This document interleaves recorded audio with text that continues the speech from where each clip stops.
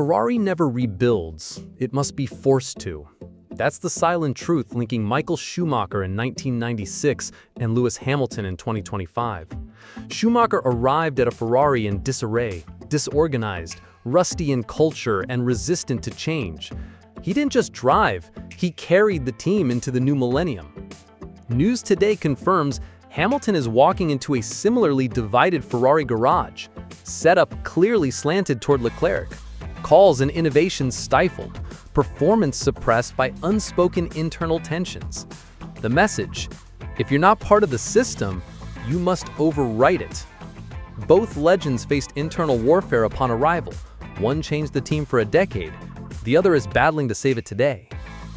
Stick with me, because we're just scratching the surface of this Ferrari power play. Michael Schumacher didn't just join Ferrari in 1996, he took it over. From day one, he made it clear he wouldn't adapt to Ferrari's chaos, Ferrari would adapt to him. He brought in Ross Brawn, his trusted strategist from Benetton, and pushed for Rory Byrne to redesign the car.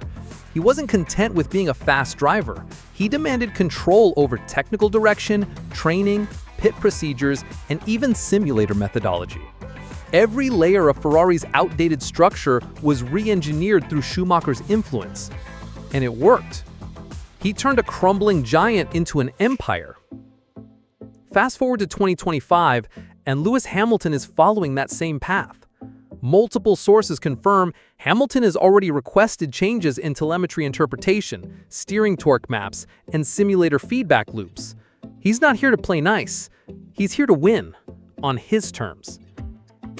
Ferrari insiders have leaked that Hamilton pushed for a complete recalibration of the hydraulic steering actuator, a move that clashed with Leclerc's preferred setup.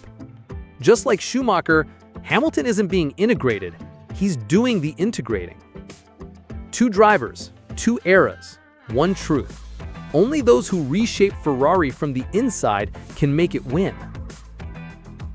Michael Schumacher's arrival at Ferrari wasn't met with open arms. It was met with resistance. The Italian press labeled him arrogant. Some within Ferrari saw him as an outsider, disrupting tradition. But Schumacher didn't argue. He outlasted. When his requests clashed with Maranello's culture, he didn't flinch. He just kept winning arguments through results. When his driving style demanded changes to the chassis balance and tire philosophy, it caused internal rifts.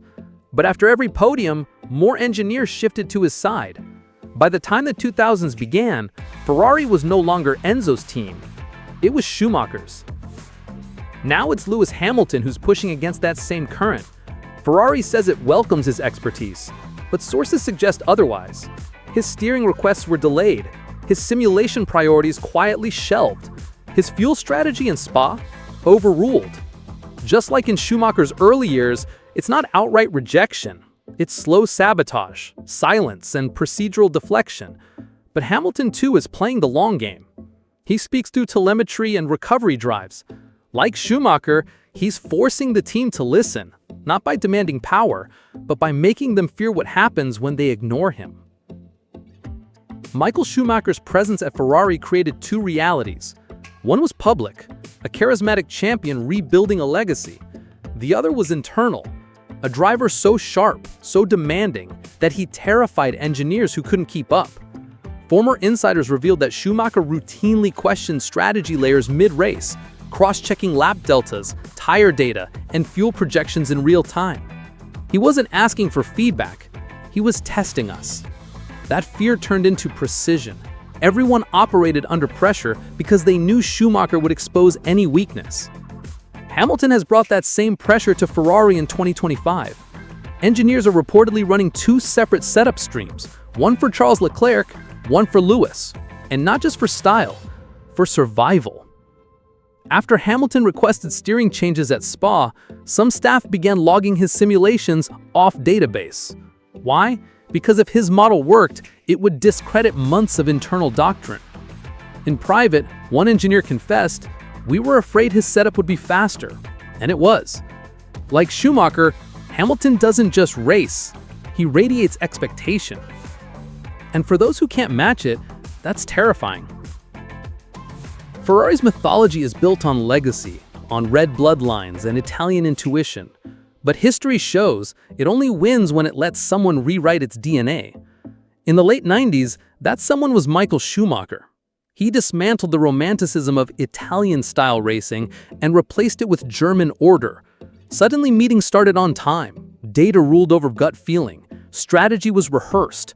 Schumacher didn't adapt to Ferrari, he forced Ferrari to modernize. And in doing so, he turned tradition into dominance. Fast forward to 2025, and Lewis Hamilton isn't here to inherit Ferrari's past. He's here to fix its present. From torque map changes to brake migration logic, Hamilton is pushing Ferrari to abandon decades-old comfort zones. His request for a new hydraulic steering response wasn't cosmetic, it was revolutionary. Internal leaks confirmed his version produced better mid-corner consistency and fewer correction spikes. That wasn't feedback, it was indictment. Just like Schumacher, Hamilton is showing that Ferrari doesn't need nostalgia.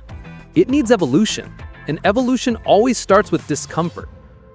Inside Maranello, two philosophies are now clashing, and Hamilton's is gaining ground. One setup, one battle, one telemetry overlay at a time. Every revolution inside Ferrari begins with a whisper and ends with a rupture. For Schumacher, that moment came when he openly challenged the team's setup philosophy after repeated failures.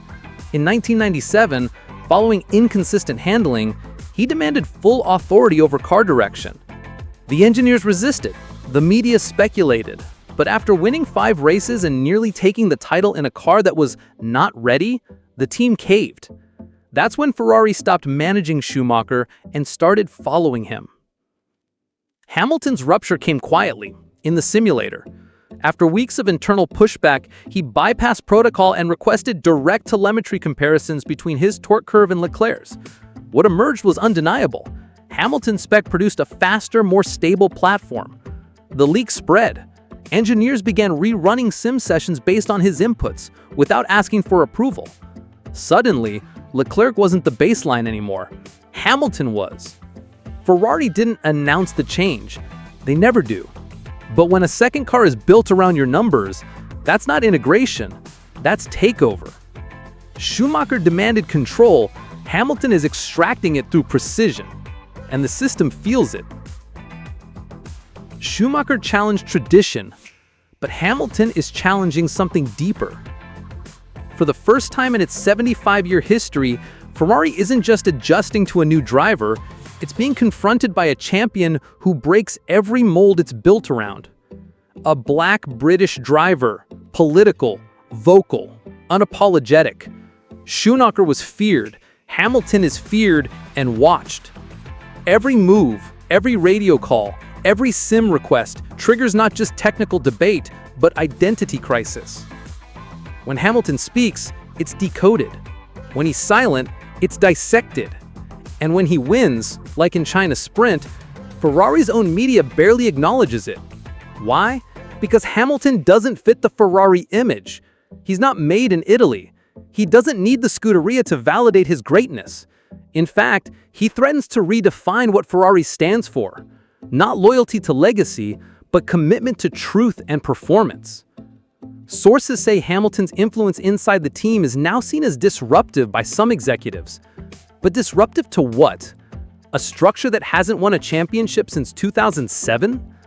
Just like Lauda and Schumacher before him, Hamilton is forcing Ferrari to confront the uncomfortable. But this time, the discomfort isn't just technical, it's cultural, and it's global. Ferrari has always loved legends, as long as they obey. But Hamilton, like Schumacher before him, isn't here to obey. He's here to transform. And now, the Scuderia stands at a familiar crossroads. Surrender to the force of genius, or protect the system and lose again.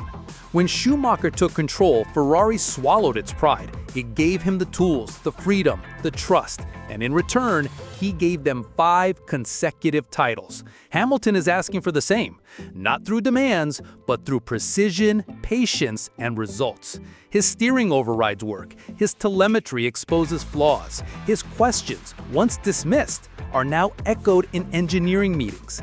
Leclerc may still be the face of the legacy project, But Hamilton is quietly becoming the architect of a new Ferrari, one built on data, not politics.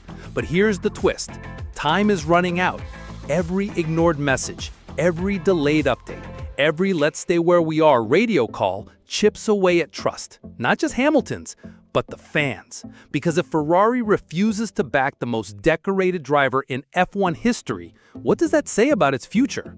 The question isn't if Hamilton can lead Ferrari to victory, it's whether Ferrari has the courage to let him. Inside Maranello, the walls aren't shaking, yet, but they're listening. Engineers walk with data tablets closer to their chest. Meetings are shorter, sim sessions are longer. And one voice, once politely tolerated, now shapes the mood of the entire garage, Hamilton's. After Spa, insiders noted a subtle shift.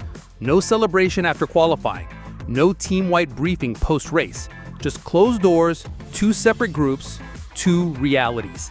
And at the center, a driver who's building not just lap time, but leverage. Hamilton knows the pattern. He's seen it before. First, they delay you. Then, they question you. Then, they use your progress, quietly, while crediting the system. But he's no longer waiting to be recognized. He's documenting, he's leading, and he's watching who follows. Because revolutions in Ferrari don't come with press releases. They come with data overlays, simulator logs, and silence that precedes collapse.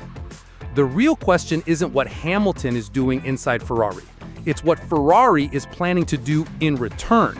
Because once you give a champion the tools to expose your flaws, you can't unsee what he reveals. And from Monza onward, the game won't be about Red Bull or McLaren. It will be about who survives the civil war under the red flag.